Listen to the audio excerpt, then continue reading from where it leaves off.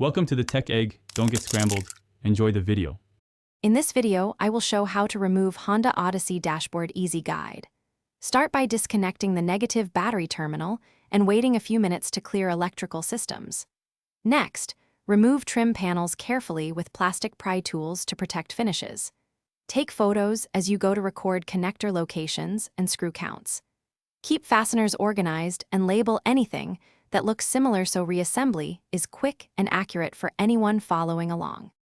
Gather tools like plastic trim tools, a 10 mm socket, ratchet, and extension before you begin. Clear a clean work area and lay down protective covers over seats and the steering wheel. Disconnect the battery and wait to prevent airbag or electrical issues. Work methodically from trim removal to screwing points, taking photos of each connector and fastener. A magnetic tray and labeled bags will save time and keep every part where it belongs.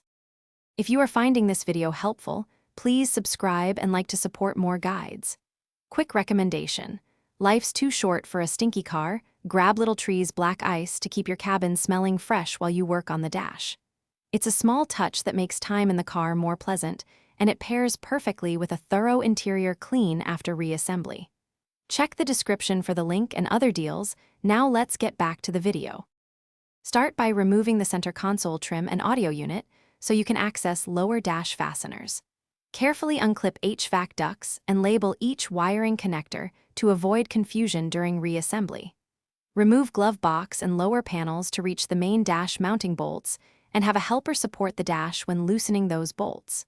Slowly pull the dash forward, watching for any remaining clips or connectors, and set it on a padded surface once free.